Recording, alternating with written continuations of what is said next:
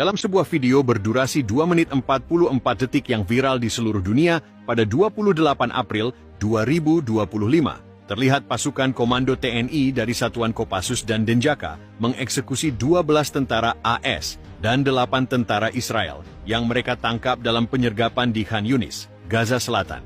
Eksekusi dilakukan di depan reruntuhan rumah-rumah warga Palestina yang dibombardir sehari sebelumnya oleh jet-jet tempur F-35AS dan Israel. Dalam video tersebut, Komandan Operasi TNI yang wajahnya tidak terlihat karena tertutup balaklava hitam, mengutuk tindakan pengecut pasukan Amerika dan Israel yang menyerang konvoi bantuan Indonesia dan membunuh 14 prajurit TNI yang tengah mengawal evakuasi warga sipil Palestina. Sang komandan lalu memerintahkan eksekusi di hadapan bendera merah putih dan lafaz takbir. Presiden Indonesia dalam pidatonya 2 hari setelah kejadian menyatakan, TNI tidak memulai konflik ini, tapi jika darah prajurit kami tumpah, kami akan balas 7 kali lipat. Presiden AS dalam pidato darurat dari Situation Room Gedung Putih menyatakan, eksekusi brutal terhadap prajurit kami adalah tindakan biadab. Indonesia telah menyatakan perang terhadap Amerika Serikat.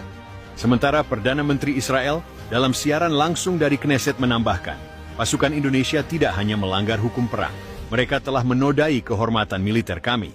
Kami akan balas dengan api dan besi. Namun Indonesia tidak gentar. Panglima TNI Agus Subianto dalam konferensi pers di Mabes TNI Cilangkap menyatakan bahwa seluruh satuan tempur siaga penuh. Jika AS dan Israel ingin menjadikan Indonesia ladang balas dendam, maka mereka akan melawan bukan hanya tentara, tapi 270 juta rakyat yang siap bertempur. TNI telah mengerahkan armada tempur laut dan udara ke pangkalan-pangkalan strategis di Natuna, Papua, dan Aceh. Komando Gabungan Khusus, Kogabsus, juga dikabarkan telah diberangkatkan kembali ke wilayah-wilayah sensitif di Timur Tengah, terutama di Lebanon Selatan dan jalur Gaza. Sumber intelijen mengungkap bahwa Pentagon tengah mempersiapkan Operation Iron Hammer, rencana pembalasan udara skala besar terhadap basis-basis TNI di Gaza. Pasukan elit Navy SEAL dan IDF Sayeret Matkal dikabarkan telah tiba diam-diam di wilayah Yordania dan Bahrain, bersiap menyusup ke Gaza maupun Indonesia. Namun TNI melalui satuan sibernya berhasil membocorkan dokumen internal AS dan Israel yang menunjukkan target-target serangan awal. Indonesia kini membangun pertahanan berlapis, mengaktifkan rudal pertahanan udara jarak jauh, dan melakukan simulasi penyerangan balik ke pangkalan militer AS di Gaza. Konflik ini kini tidak lagi sekadar soal Gaza. Ini tentang kehormatan, dendam, dan ketegangan global yang bisa memantik Perang Dunia Ketiga. Indonesia bersumpah tidak akan tunduk, sementara AS dan Israel ingin menunjukkan dominasi. Dunia menahan napas. Dalam waktu kurang dari 6 jam sejak serangan dimulai, TNI meluncurkan operasi balasan bernama Operasi Garuda Gunting Sayap.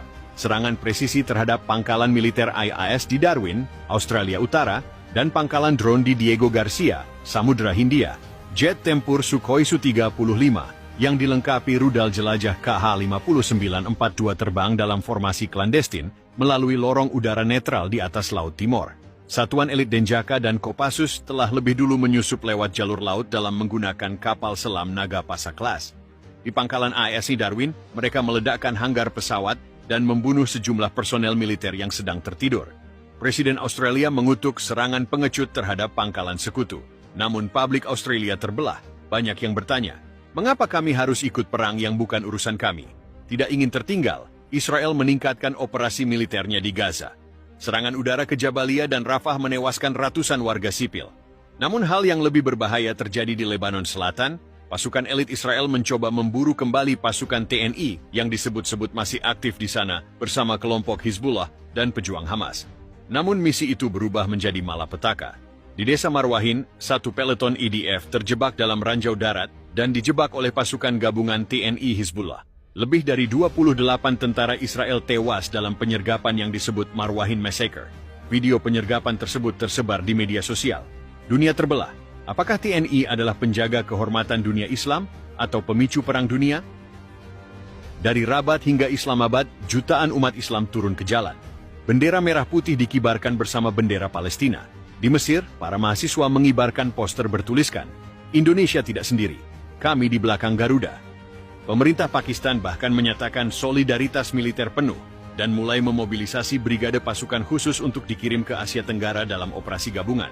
Iran melalui jalur diplomatik mulai mendorong pembentukan aliansi perlawanan dunia muslim dengan Indonesia sebagai pemimpin simbolis.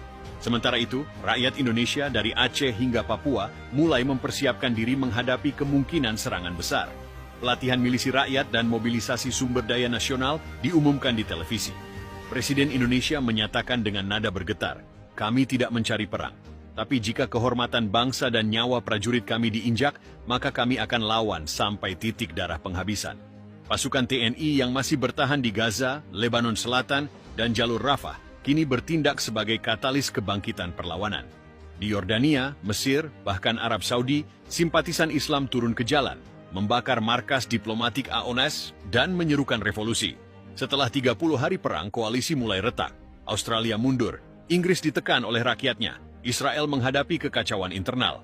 Amerika Serikat yang mengira perang akan selesai dalam seminggu, kini terjebak dalam rawa panjang yang menguras moral dan kekuatan.